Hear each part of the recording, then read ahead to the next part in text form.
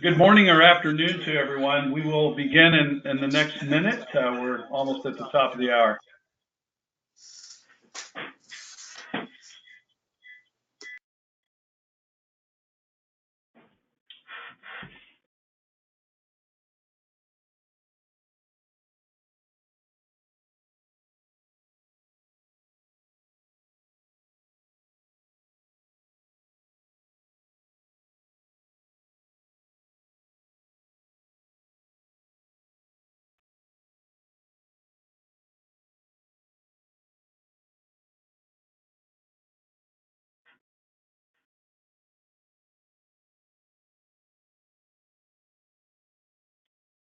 Good afternoon. I think we're straight up noon time Central Time. We are 1 o'clock Eastern Time, and I even see we have an attendee on the call from Singapore today.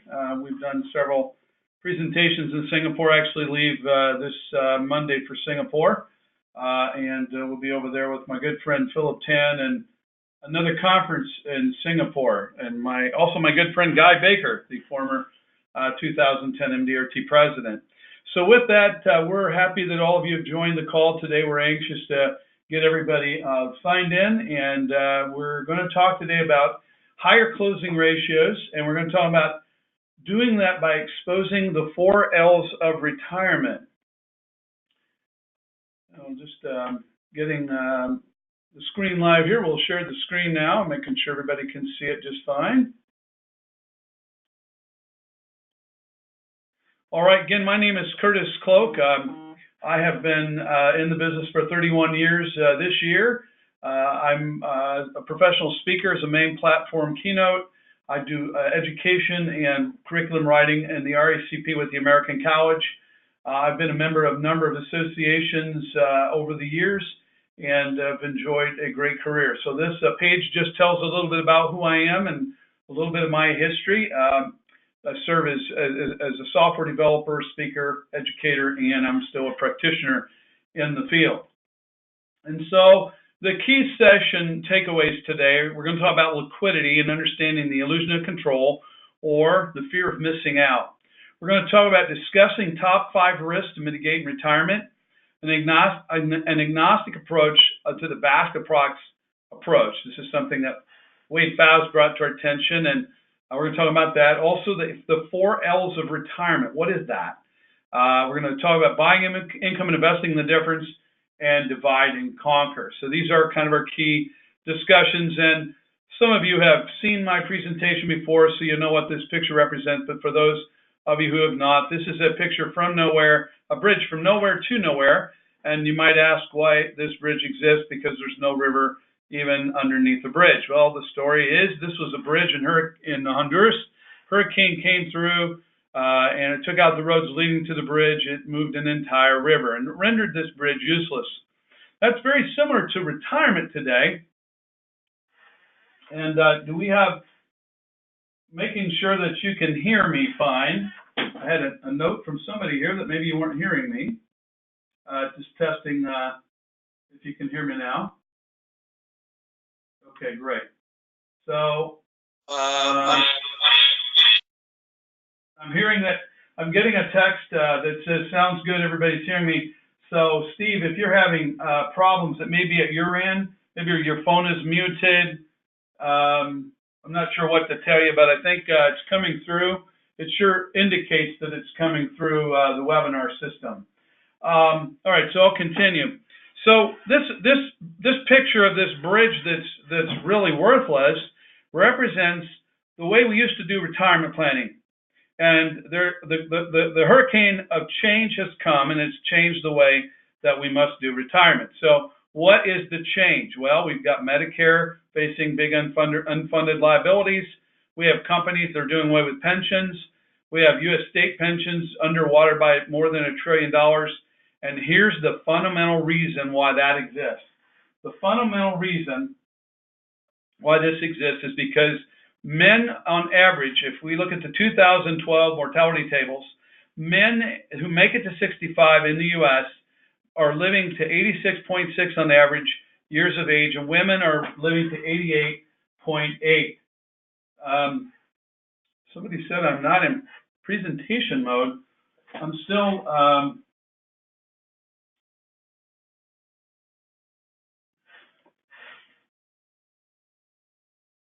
hold on just a second. I want to make sure that everybody, it says I'm sharing my screen. I'm going to unmute, I'm going to try to unmute, who just texted that to me? Jim Clark. Jim, I'm going to, if you could raise your hand, Jim, I'm going to find you here, and I'm going to have you talk to me for a minute and tell me what you see here, because I want to make sure everybody on the call is seeing everything and hearing everything.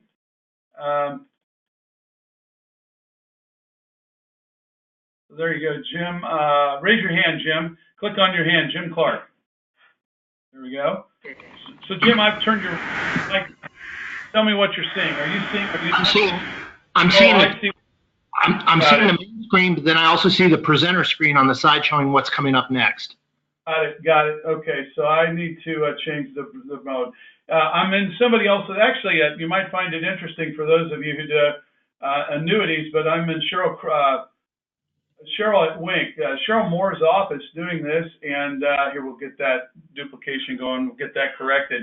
And I'm on one of her computers, so I'm not in my home office, and I'm a little out of my element. So thanks for teeing me up on that. Hopefully everybody can now hear. So Jim, I'm going to mute you. If you can mute yourself again there, put your hand down. I will move on with the webinar. So thank you so much. So we're talking about what is the problem here. The problem is that we're living longer. We're living much longer than we did before. Again, with men 86.6, women 88.8. And you know, if we look at the 2000 mortality tables before the 2012 mortality tables, the average increase to both men and women over that short duration of time was 2.45 years. So every change of the mortality tables that we continue to look at, people are continuing to live longer. And so this extension of longevity is the #1 risk in retirement. It's when people live longer, it's why Medicare is underfunded from the actuarial projections. It's why pensions are in trouble. It's why Social Security is in trouble. And so we can't continue to do what we've always done. So what are the critical steps of the retirement discussion? And how do we stop procrastination to get people to move on? And so we need to talk about what clients want to talk about. And we want to talk first about what does the first session look like? And that first session is a session for which we want to garner the relationship with the client, the connection. We want an emotional connection, and we want the client to feel heard. That's the purpose of the introduction. And too often times when we have clients come into our offices, we are trying to wow them maybe with our knowledge, wow them a bit with what we know. And what we really need to do is focus on who they are, what they know, what are their concerns. And so we have this process that we call getting to the heart of the matter. And so it's a series of questions, and I'm going to just tee this up a minute. I want to explain that we're going to talk about questions that I ask that are my questions. This should seed the idea and the ingenuity of yourself to say, what questions would I put together?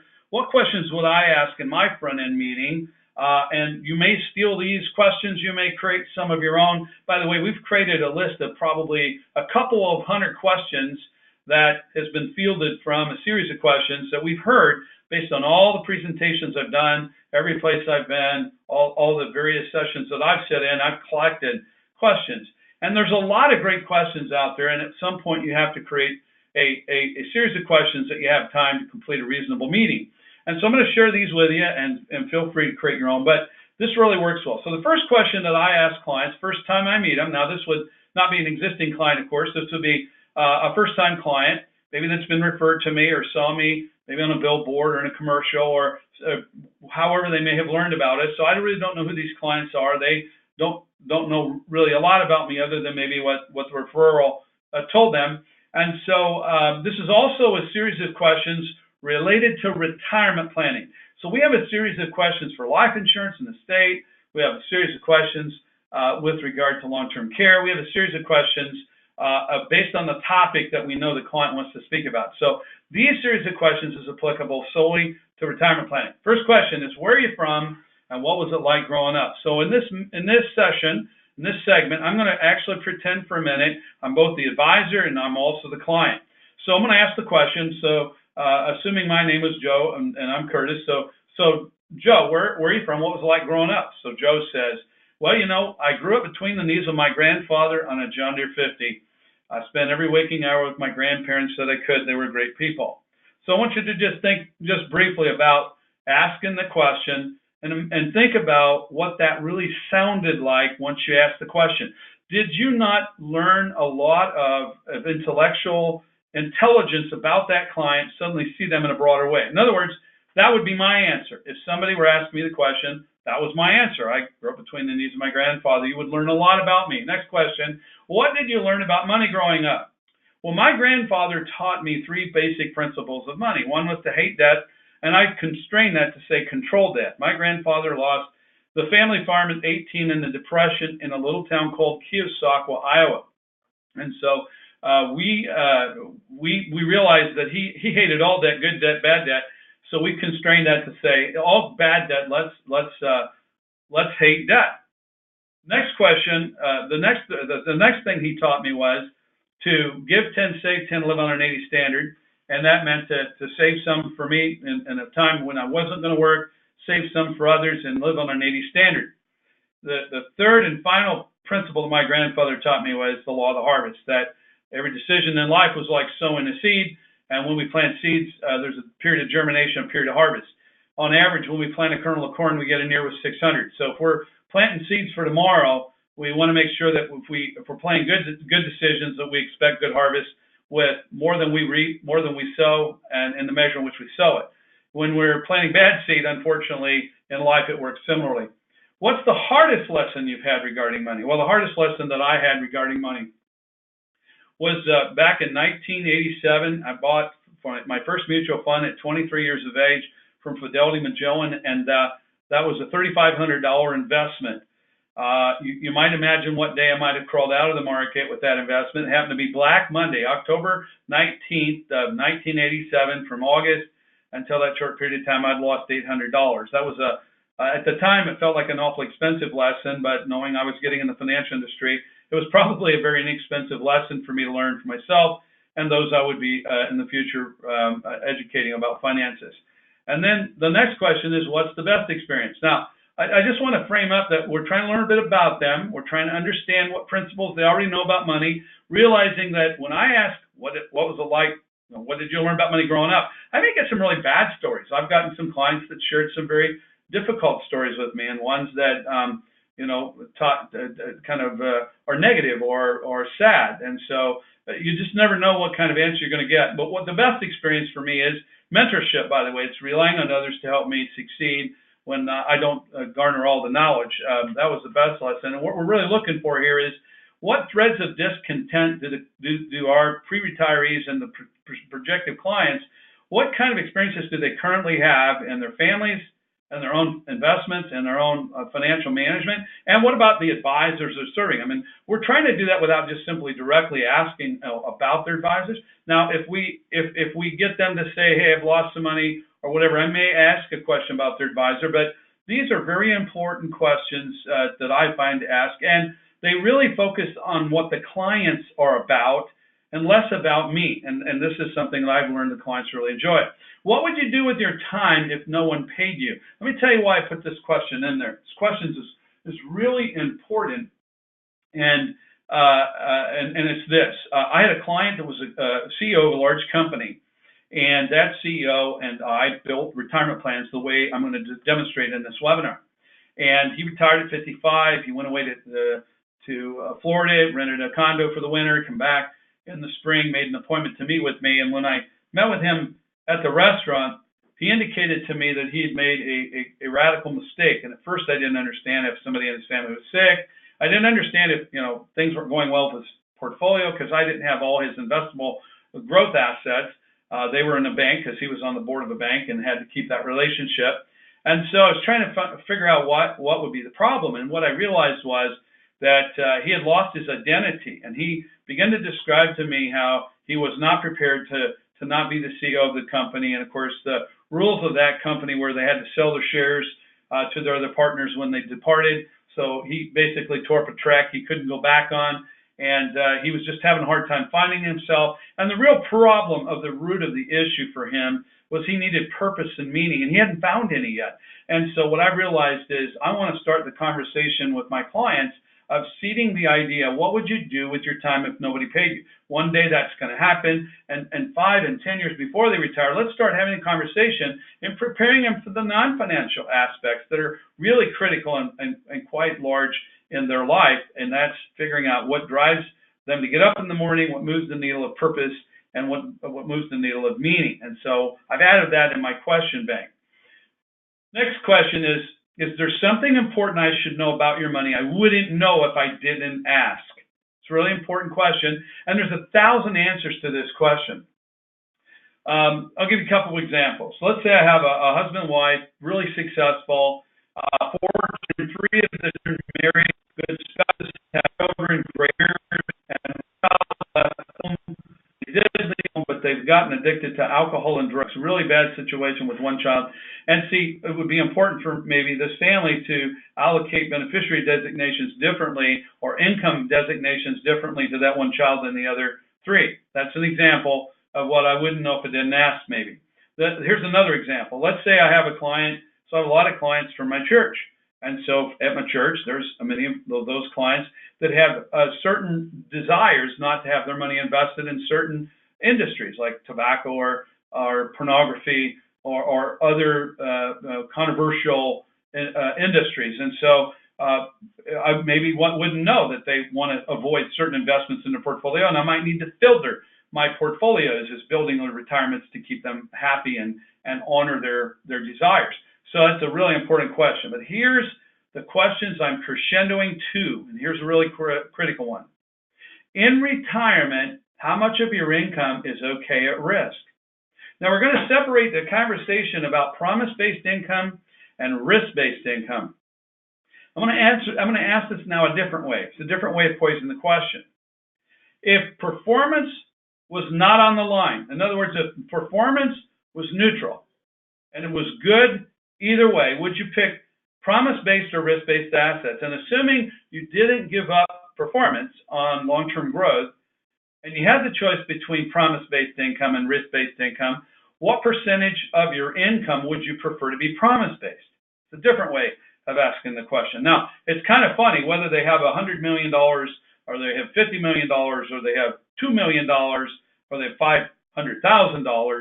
It's kind of a rhetorical question. They almost always say, well, wouldn't I really want all my income promise-based if performance wasn't jeopardized? And of course, the rhetorical answer to that would be, of course. Why wouldn't you? But we're really trying to get them to think about promise-based versus risk-based.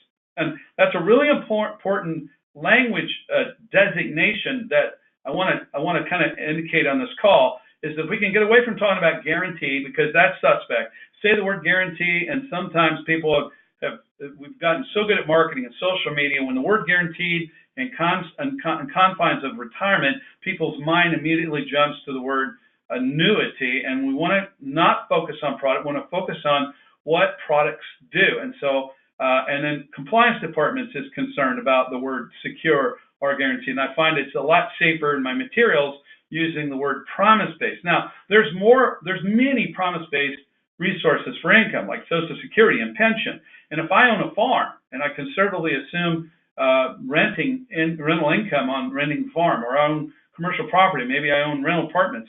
If I'm very conservative and I've had a 15, 20-year duration of income from those properties, I can easily identify what I perceive to be a safe assumption of income from those asset resources.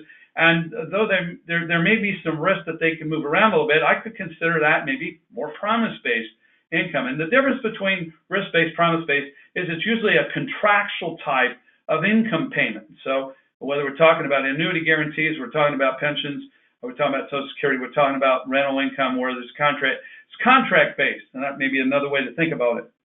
And then the ultimate question then is, in retirement, assuming I've allocated enough money to promise-based income to meet what percentage you do not want at risk, We got all the rest of the money that we can focus on liquidity and growth.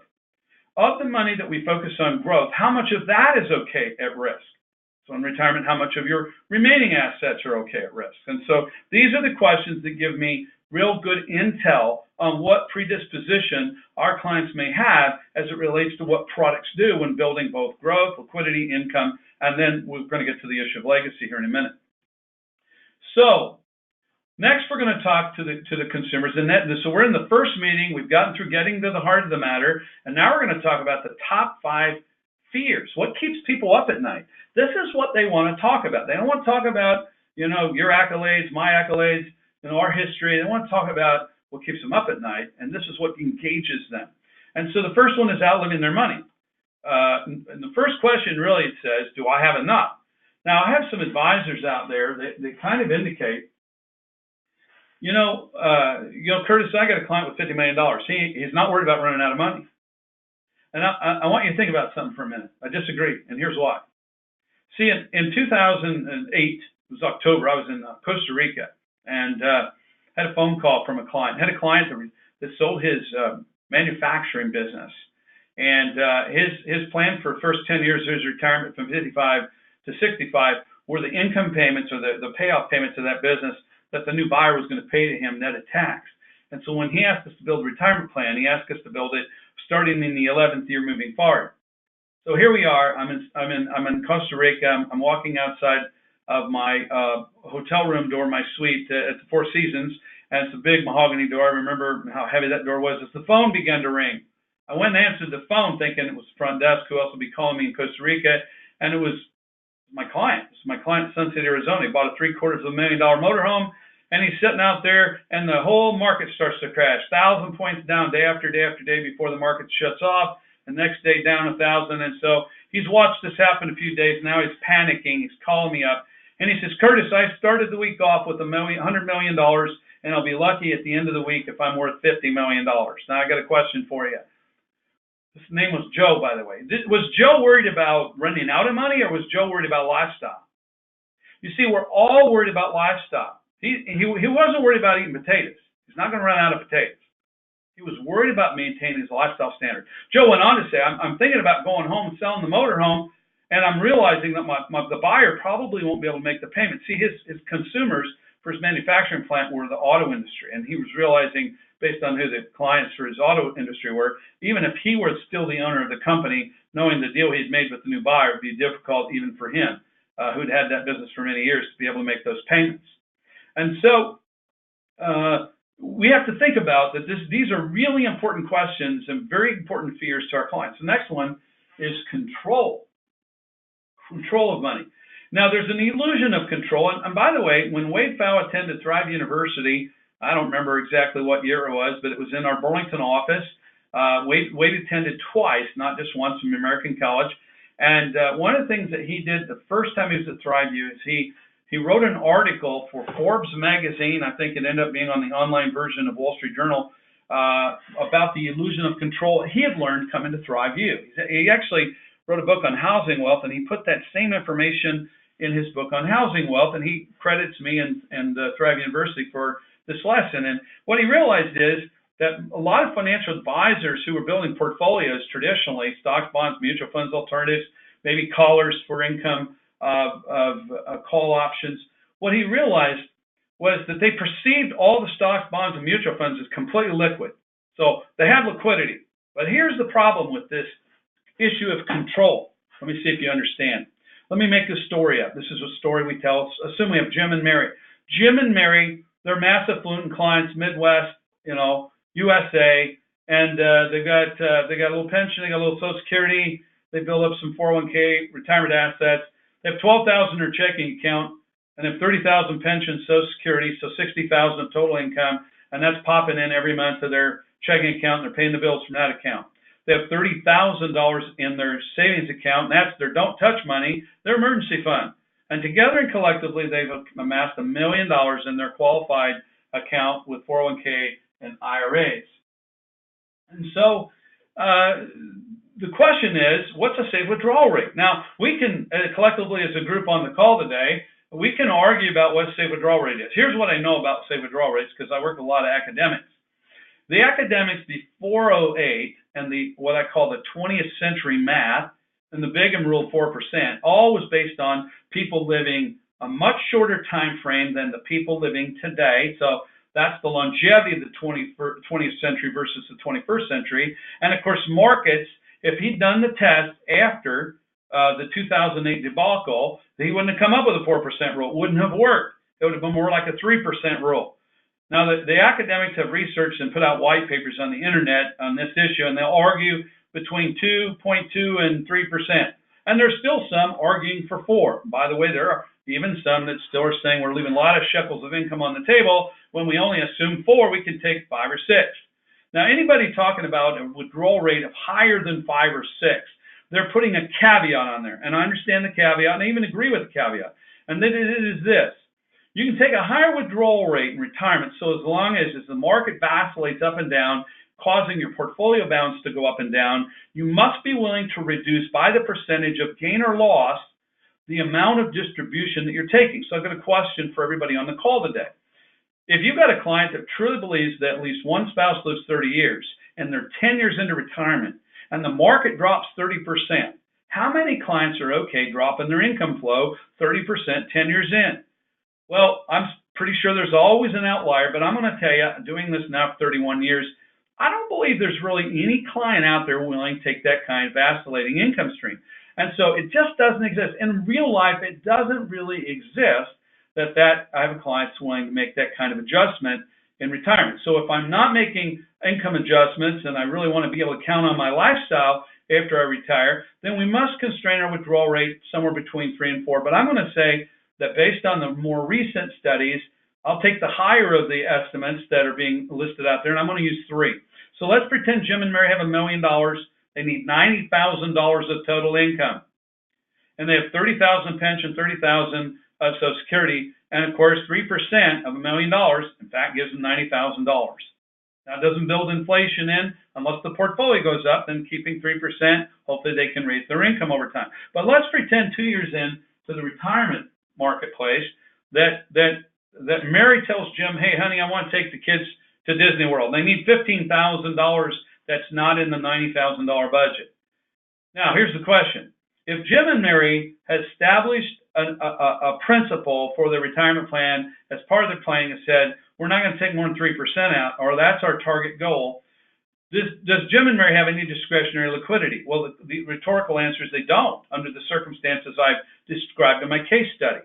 They don't have $15,000 without shrinking the $1 million, and now suddenly it's going to force a much higher withdrawal rate. And of course, when you do that really early in retirement, it's a slippery slope if markets don't prevail or if we have a problem in the red zone of the danger zone of retirement. And so that becomes problematic.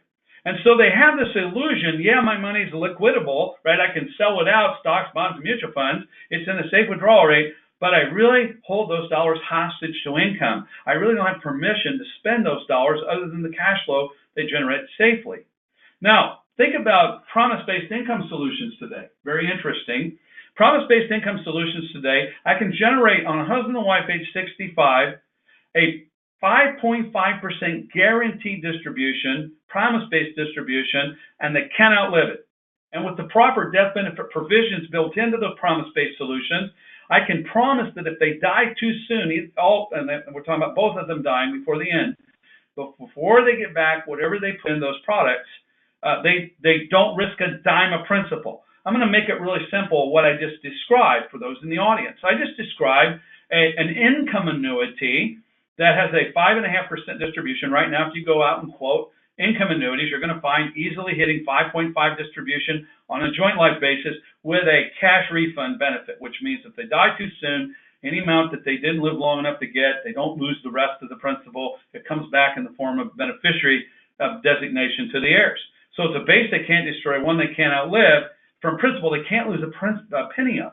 And so when I do 5.5 on $1 million, I need 30 grand. By the way, it takes 550,000 of the million to actually promise the income I need, for which I can't run out, I can't destroy, and I can't outlive. Now, here's an interesting point. I have $450,000 now I can chase equities with. So instead of constraining the portfolio for a safe withdrawal rate of 3 or 4%, I can now chase equities like I was 30 all over again. And if I can chase equities 1% faster over time, I'll recover in my growth portfolio at some point $1 million, and I'll even have more legacy value than I started out with, assuming one spouse lives the 30 years. And so that's the illusion of control. And that was something very powerful in Wade's mind. Hadn't considered that before. And then inflation. We got to build inflation. We got legacy. Now, when I talk about legacy, I want to talk about that in a slightly different way. When I say legacy, we normally think about children, charities. I want to talk about legacy in a different way. Legacy is about the surviving spouse. You know, I've had a few clients who has a pension or Social Security, and they retire. They don't call their professional financial advisor. They go on an extended month-long vacation. They come back. They get recovered, spend a lot of money, and then they call their financial advisor. I've had this happen. And then they say, oh, I retired 3 months ago. I'm ready to do some retirement planning. By the time they get to you, though, they've already elected their life-only pension. They were the greatest income earner in the household. Maybe their spouse doesn't even have a pension, and they did life only. And it's the man.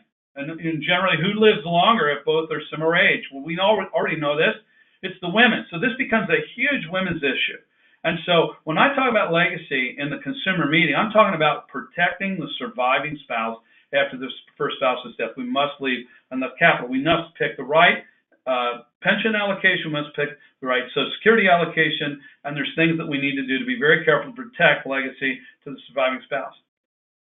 Investment mistake. There's two prongs of mistake. One is the mistakes of the advisors they pick, and they're because of the stories of Madoff, they're so worried about making an investment mistake.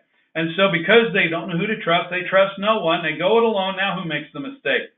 They do. So what I tell consumers when I get to this bullet, as I say, look, pick somebody that you can trust. It may not be me. I'm not for everybody. But for goodness sake, pick someone you can trust and don't go home and try this alone. So this is a slide that with the getting to the heart of the matter, we actually try to get a really good emotional connection to our client.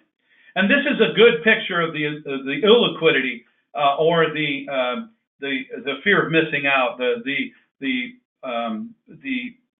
assets frozen, held hostage to generate income that we were talking about a minute ago. And this is what happens: the emotion, commotion, buying when they shouldn't buy, selling when they shouldn't sell. And when we're taking from a withdrawal rate of the total portfolio, this becomes a real big issue of how people invest money. If I separate the assets between secure income, promise-based income, and assets that can, with unconstrainment, grow long-term, I don't have nearly the risk of the emotion commotion as I do when I'm trying to do both income and growth and a safe withdrawal rate from a general portfolio of assets. And remember that when we're talking about promise-based income allocation, what we're really talking about is just the fixed income portion of their portfolio. We're really not wanting to touch any of their long-term growth portfolio. And what's next is taking key risk off the table. Now, with the American College, there's 42 academics, including myself, that put together the curriculum for the RICP. By the way, if you've not taken the RICP, Retirement Income Certified Professionals Designation with American College, this is a course that's kind of a must-have for retirement practitioners. We identified 18 risks in retirement. We've actually created a brochure. By the way, you can go out and look at that brochure. If you just go to curtiskloke.com, and I think you scroll down to the bottom, there's an advisor version of this you can view. If you're interested in seeing a client version of this, you can just go to 18retirementrisk.com, and it will take you to a place you can put in your info, and you can actually view a real consumer a copy of this brochure, and you can reach out to us and find out how you can get copies of this particular brochure. But of those 18, I want to talk about the top 5 we must figure out how to mitigate. And here they are. The first thing we need to mitigate, it's the multiplier of every other risk, is longevity risk. The second one is healthcare risk and healthcare inflation, which is bigger than inflation on non-medical flows. And then inflation for just daily living expenses, sequence of returns risk, and market volatility. Now, in other webinars, seminars, I've actually shown pictures of what we've created for these. In this seminar, I'm not going to do that because we want to get to the 4 L's.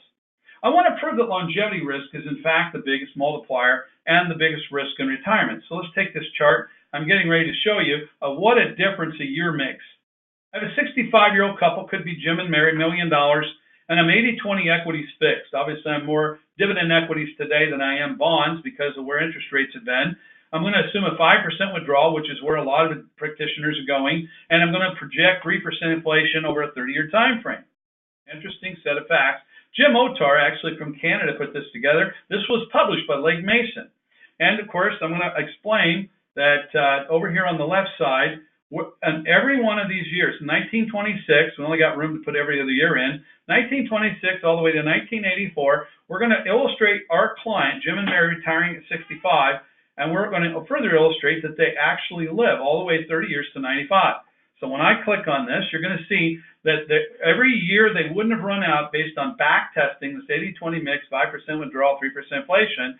There's several years they wouldn't have run out of money. Now, I don't know if they got a penny, $1, $1 million. I don't know what they had. I just know they didn't run out. Well, when I look at the rest of the time, this represents what happens the rest of the time. And here's an interesting set of statistics. If I were to retire at 65, anywhere from 1926 to 1984, now understand that if I'm going 30 years in retirement and I've got a person retiring in 84, we're talking about 2014 clear up here. That's 2014. If I retired, died in 10 years, never, ever would I've run out of money. Not once. But if I add 10 years of duration, I have a 32% chance of failure. Let me ask you a question. What would you do in life if there was a 32% chance of failure? Would you drive a car? If there's a 32% chance of failure of making it to the other side of town alive, would you do that? Would you get an airplane? You wouldn't do that. Would you go under the knife? There's just a lot of things in life I wouldn't do with that kind of failure. It kind of slays me a little bit with Monte Carlo simulation. You have a 96% chance of success. You have an 82% chance of success. Really? Wow. What would you not do with a 4% chance of failure? What would you not do with a 12% chance of failure? It's really not acceptable, 12% chance of failure. Now, if I live to 90, 30 years of retirement, I back test, I have 50% chance of failure. And this is the way we used to retire people in traditional ways that were, pretty good in expectancy. And this is the bridge rendered useless. We have to figure out how to do retirement a different way, and so we have the products today to do that. So we have a SWIP strategy, we have a bucket strategy, we have a floor strategy. And then I want to talk about the hybrid. By the way, we embrace all the strategies. We're not saying there's a right one, a wrong one, a good one, a bad one. There's certainly optimal ones based on goals of clients and the fears of certain risks. And we want to embrace every one of these strategies, but I really find most often the hybrid of putting these together is the one that really generally makes the most sense for most clients. So if we de-risk the situation, I want to take a look at income, and I want to look at more promise-based income. And though I'm still going to have a withdrawal rate against some of my portfolio, in the example I gave with Jim and Mary, they still need inflation. So how are they going to get inflation off their $90,000? Well, if I have $450,000 that I'm chasing equities faster, and I'm building in some dividend income to that, no problem. I can take distribution and dividends off of there to maintain some level of inflation while growing, hopefully preserving and growing my portfolio share prices over time that I can take from risk-based at a safe level and still grow the portfolio over time. And so this is the pendulum of the promise-based versus risk-based. This is a picture of the hybrid that I wanted to show you. So the green section illustrates an inflation-adjusted retirement income floor that's in the dark green section. Now, this also, you'll notice, represents a client that actually pre-funded income solutions before they retired. So we actually bought income ahead of the retirement date with precision, knowledge of the dollars we put in, the dollars we're going to get out, and we bought that in advance. I call this buy income to invest the difference. Then on top of that, now what we did was we bought what I call an essential income floor, not a lifestyle income floor. An essential income floor is just buying a certain amount of income with a slight amount of inflation slope, which you can do with SPIAs and DIAs, of course. You can buy that in with precision. And then what we did was we did laddered time segment buckets. Some of these time segment buckets also have the element of growth in them. So they're not all promise-based income, they're projected growth income, but we laddered risk tolerance based on the time segment of now, soon, and later.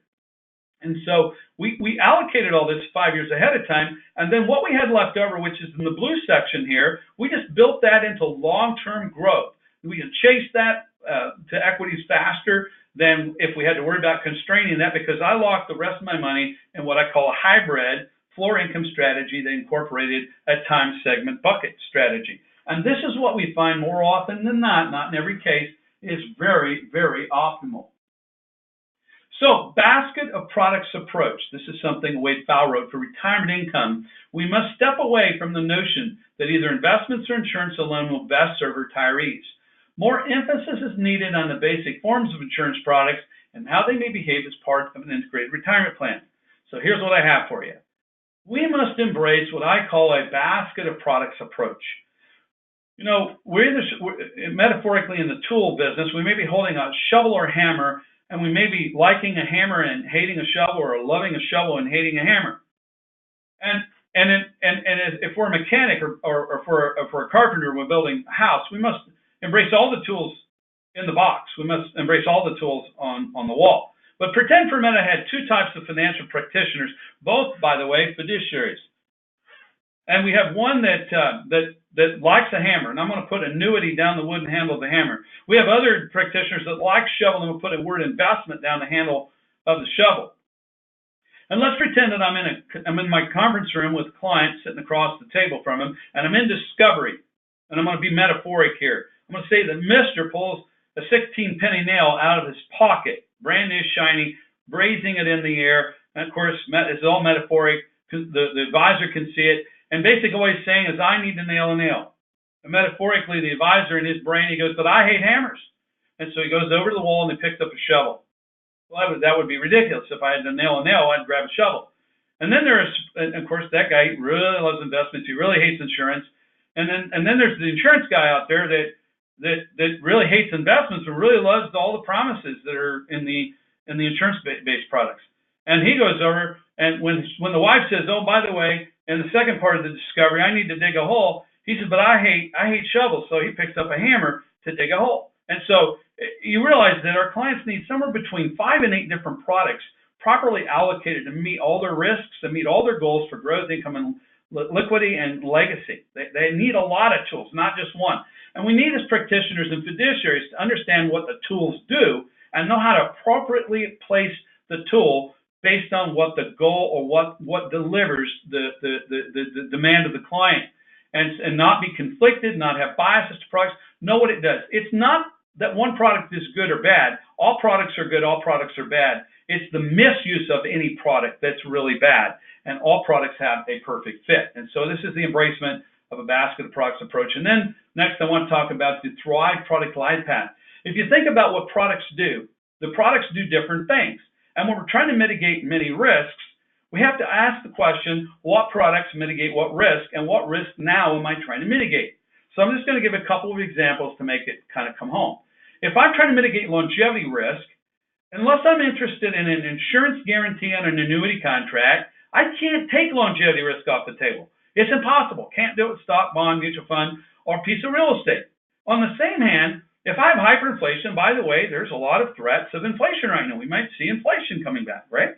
I can't mitigate hyperinflation unless I have equities. I have to have equities in my portfolio. So I'm going to stop there, but you get the point. Is if I identify the 18 risk and I understand what product heading mitigates that risk the best, I can't build a program with just simple one strategy, one trick pony. I must mix and match as a basket of products approach and embrace all the tools for what they do.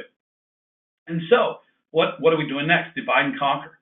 I want you to pretend for a minute that this picture of the commodity field is very much like the pile of money on the kitchen or dining room table the day our clients retire. Okay? The day they retire, if they have a pile of money sitting there, they have the onus of saying, now what? What do I do to make this money last, not have it be lost, not have anybody steal it from me, not have elder abuse, when I'm not knowing what my bearings are, take it away from me, and how do I make it last income flow based on all the threats in retirement? And so there's 4 things our clients, and in fact, there are 4 things you and I want the day that we retire. Number 1, they want to preserve that asset base if they can. Number two, they'd like to slowly grow it over time, if that's possible. They'd like to distribute from that base of portfolio assets to generate any income gap necessary from which their Social Security and pension and other secure sources don't provide. And then they want to increase that distribution to cover inflation. And so that's the four things they want, but there's two things that we need to do. We need to divide and conquer the assets between promise-based income assets and risk-based assets. And those risk-based assets are going to be more for growth and income because we'll have very low dependence of withdrawal against those dollars.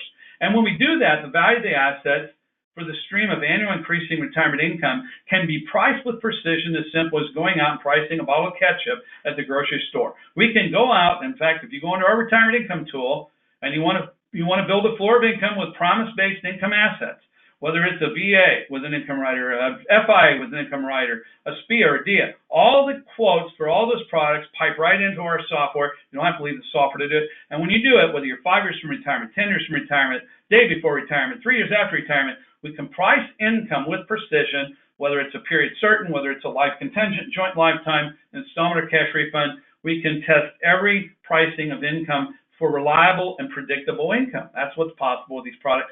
And then once I free up the income base with the least amount of dollars, by the way, when I create a higher distribution, it requires a whole lot less dollars to be capped due to income. It allows a whole lot more dollars to be chased in equities for longer-term growth. And so now I can focus on liquidity, additional discretionary income, growth of the portfolio, and legacy for the surviving spouse. I can manage risk in a more acceptable way with these dollars when I take the pressure off of income with high distribution, lifetime income, promise-based income assets. And so, Michael Kitch is somebody that I've spoken with, talked to. We've done some webinars together, just he and I having conversations. And he says, Curtis, you got to have a defensive team, and you have to have an offensive team. Tom Hagna, my good buddy, says, well, we like to have a paycheck, and it's okay to have a paycheck and a playcheck for discretionary lifestyle. So, what we are doing here is creating a defensive team and an offensive team. Can't win a football game if you just send your offensive team out. You got to send both teams out to win a game, and you need defense and offense, and that's what Divide and Conquer does. So in retirement, the process is kind of complicated, but there's a lot of goals to achieve: reliability of income, meeting or beating inflation, minimizing taxes, maxing the returns without too much risk, and don't forget about the surviving spouse. And we're trying to put all these things together, and we're trying to make sure they work in unison, that we create an efficient plan for Social Security, for taxes, for pensions, and all that sort of thing. And what our process does is it'll fit the emotional and financial needs of the client, but now we're going to show them how to do it, and this is where the 4 L's will come in. By the way, if we want to talk about promise-based assets, this is it. This is what we have in the industry to create promise-based income that isn't Social Security and pension and rental income from commercial property or other assets.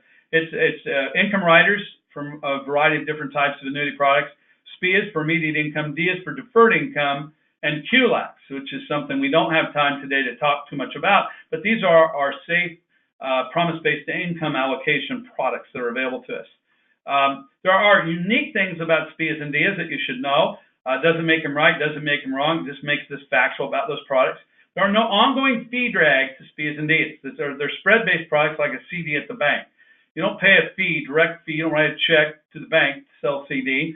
But, if you borrowed at 1.5, 5-year fixed rate at 1.5, 1.8, whatever the rates are today, you're not going to go borrow it at 1.5, 2%. You're going to borrow it at 5 or 6. See, the bank makes a spread on that. Same way insurance company, they price what you put in, they guarantee what comes out, what the terms are, if there's an inflation factor, if it's a joint lifetime, etc. And there's no ongoing fee from those calculations after you do it because their spread was priced in. The onus of the profit is on the company or on the bank to make money. If the bank loans the money that you've lent to them in a CD, and the client who borrowed the money ends up defaulting in bankruptcy, the onus of the risk is on the bank, or in this case, the insurance manufacturer. And then all future income, including inflation, can be built in because income annuities allow you to buy income and inflation with absolute certainty. I can buy inflation from 1/10 of an increment of 1/10 of a percent in 1% increments all the way up to as high as 6, depending on if it's qualified or non-qualified. So I can buy income and I can buy inflation. And then finally, tax benefits. Non-qualified assets enjoy something called tax exclusion tax treatment. And it skews and lowers the long-term tax impact of taking gains on what I call a first-in blend-out basis, a FIFO basis. So it's not LIFO, it's FIFO. And then whether it's SPIAs, DIAs also includes all GLWB products, you're going to have mortality credits built into those lifetime income riders. These are things you don't get with stocks, bonds, mutual funds, and traditional investments. So buy, income, and invest, the difference. See, there are three things that are different between nominal returns and real returns. They're fees, taxes, and inflation. So here's the first thing with an income annuity that I mitigate. I create lifetime inflation-adjusted income with precision. I buy it before retirement, at retirement, or after retirement. And so I'm mitigating some inflation. I don't mitigate it all, I mitigate some of it by building an inflation-adjusted strategy, maybe a laddered purchase strategy and a laddered distribution strategy of these products. I maximize my tax efficiency because I'm creating exclusion ratio tax treatment that doesn't compete in the same way because the IRS granted these products special permission. And I don't have time to get into this. For qualified assets that combine these products with QLACs, I can create what's called RMD compression. I can legally compress RMDs for a long duration of time and maximize the squeeze rate, the juice rate out of the qualified dollars I have, and make sure that I have more efficient assets when I die that enjoy a step up. And finally, I eliminate all fee drag, no ongoing fee drag and we're talking about income annuities. So we call this the most for the least story. It's buy, income, and invest, the difference.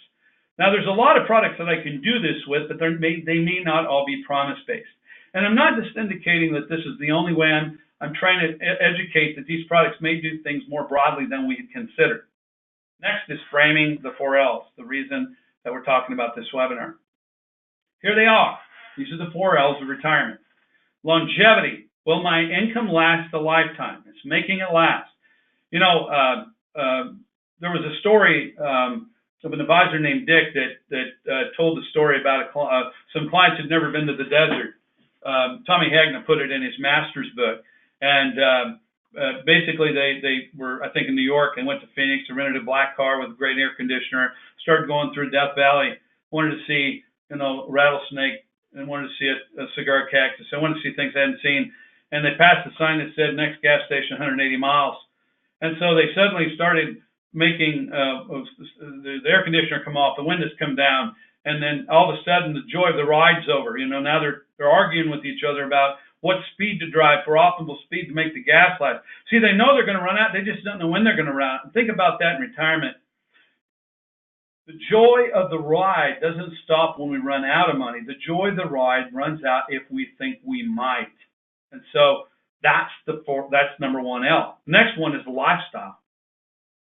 Safe withdrawal rates determines whether we fear we're going to run out or not. Fixed income versus variable withdrawal rates.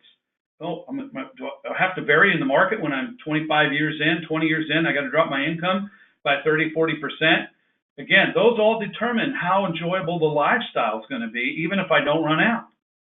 Legacy, promise-based versus risk-based, so to leave income on the table for the surviving spouse and protecting that surviving spouse.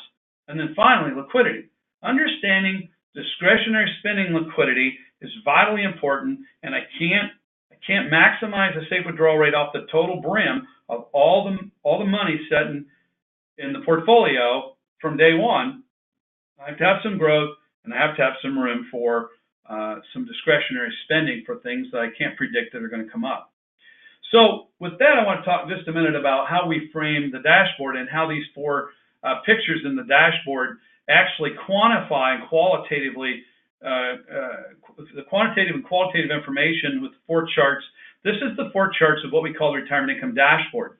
And so investment net worth, that represents, do I have enough? And so we're scaling the chart based on doing the plan and based on to type 2. That's the invest worth.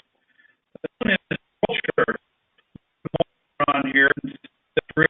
Set it at 4. You can set it at 5, whatever you want. And we're going to measure, in the red line, the red dotted line you see is this particular client's current resources the day they walk into the office. They give us their income resources, their asset resources.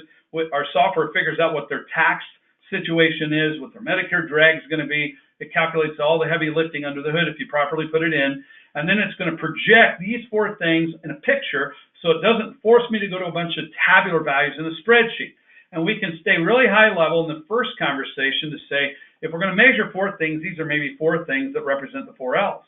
And the red is the way they walked in the door. And is it safe? It's safe withdrawal rate. You might argue in this one that the withdrawal rate on an average doesn't look so bad. Then we got reliability of income. How much is promise-based? If 100% of my income is the purple dotted line, the red line says how much is reliable and how much is not. And then finally, my discretionary liquid assets. How many of my assets do I have that is not necessary based on the performance rate, my withdrawal rate, that I don't have to fear cannibalizing portfolio values? And you can see that even when this red line drops to the floor, we're not saying they're out of money. They're saying every time that line touches the bottom, they're cannibalizing principal. Now, they've got some discretionary liquidity, but look, if I were to actually be able to do what I'm saying, divide and conquer, use a basket of products approach, apply all these principles, which we did in this case, I want you to contrast the green line. I have more portfolio. Remember I said, what if I didn't have to sacrifice performance and actually give you more promise-based income and a much lower withdrawal rate and greater liquidity? These 4 L's are really important, and that's what we did. So that's the dashboard. That's what makes our product very unique and different. There's so many other things. So I'm going to give you a case study here as we round out our time together. So we got a husband and wife, 61 and 57, going to retire at 65. They've got 95-year longevity dates for the specs. Social Security is listed, pension for him, and they need $103,200 in today's income. That's before tax. We're going to assume a 2.5% inflation for their non-medical flows. We're going to assume a 5% inflation for medical premium costs, Medicare Part B, Medicare Part D, and the Medicare Supplement or Advantage plans they may take. We have 335.5 of non-qual assets and qualified assets and housing. What we put that together, their total asset base is $1.6 million. Now, this is what their 4 quadrants look like in a traditional solution in the baseline. This is what it is. And our goal is to frame, after we meet them in the first meeting, talk about the 5 fears, 5 risks. We don't talk about product. We then meet them and do a proper discovery. That discovery is face-to-face. That's not a form you send to them an email or get them to go home and fill out. There's emotional questions you need to tee up, and they need to put an emotional stake in the ground. So when you get here, these lines create the urgency. Now I've got a problem if I don't fix it. And you're going to show them what it costs by not buying income in advance. So you're going to be able to talk to clients about allocating dollars and giving you control much sooner than just that retirement. And so you're trying to create a perfect picture of their retirement in these 4 quadrants based on the way they walked in your door. You want to help them understand. Now, there are tutorials and documentaries in our outputs that show and tell that. Now, here's what we did for this client. Created a delayed Social Security bridge. And with that Social Security bridge, then we created an essential floor. We did a QLAC. There's some advantage to that. And because in the front end, using that Social Security delay bridge and delaying Social Security, we actually had a much lower tax bracket before 70.5 than we would have had using traditional distribution of assets in a traditional base, because assets would have been taxable. It gives us capacity prior to 70.5 to bracket bump Roth conversions. So we have a Roth conversion wizard in here that really helps you do that with simplicity. And then because it didn't take nearly as much dollars to maximize the income with inflation over time, with promise-based income, we had so many additional dollars left over, we can now focus on life insurance for legacy planning for more than the secondary spouse, and we could take a little long-term care risk off the table as part of that de-risking process. And that, by the way, is what created the green line versus the red line. And so when you frame this up and you contrast these quantitative, qualitative measurements to the client, by the way, we have a stress test in here that says this is a linear calculation. What if markets were at their worst? So we'll be able to test this at their worst. We show them what they are. And what happens if markets do really good? Well, if I'm buying promise-based assets, won't I do worse? Well, what you might find is interesting, and I'm not prepared today to show you this dynamic tool, but in 95% of the cases, when we test the green line, red line, and we test worst times, best times in Monte Carlo, what we find is that no matter whether it's good, bad, or average, the green line will win. And what's really amazing is when you say, well, the market does really good, because I'm chasing equities faster for a longer period of time with those dollars, I end up winning again. And so if I don't sacrifice performance to take risk off the table for longevity and some inflation, I eliminate the fear of missing out. It's always, well, if I buy this product and interest rates go up, what am I giving up? And so we eliminate the fear of missing out. This creates urgency and it creates passion for what people want to do. So this investment net worth is the longevity L. It solves that question. The lifestyle is the safe withdrawal rate, and we want a fixed income, not a variable income. The reliability and income chart is how much is promise-based versus risk-based, trying to protect the ride and the surviving spouse. And finally, the discretionary spending liquidity. We don't want to have to cannibalize all our portfolio values. And so buy income and invest the difference. Buy income first, invest the difference later. And this is a very efficient model. Now, if you like what you're hearing, we actually added another class. We weren't planning to do any more classes this year. We've done 4 already, and we had so much outcry for another class. We're going to do our final 2-day retirement boot camp in Newport Beach, California, on October the 23rd and the 24th. Now, you can go to www.thriveulive.com, and you're going to ask, there's going to be an opportunity to place a code in there. Now, you can do it without putting the code in, but you're going to miss your discount. We've made a special arrangement with Insurance WebEx for a 10% discount if you put in Insurance WebEx, so the I is capitalized, the W is capitalized, and the X is capital, just put in capital X, Insurance WebEx 18, and that code should give you the 10% discount. Any problems, please feel free to call our office. Michelle, you got the number down below. And if you're interested in learning more about the Retirement Next Gen software, it's www.retirementnextgen.com. So our session key takeaways is liquidity, understanding the illusion control, realizing we can mitigate the fear of missing out. We've discussed the top 5 risks, the agnostic approach of the basket of products approach. We now know what the 4 L's are. We know how to buy income, invest the difference, and we understand divide and conquer.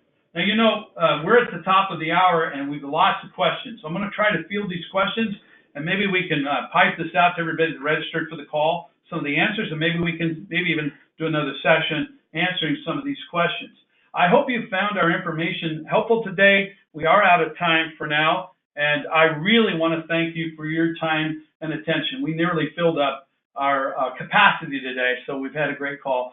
Thank you very much. We will, you should get a copy of this, that we'll have this recorded. We'll send this out for everybody that registered for today's call. Thanks again for joining us, and have a great weekend.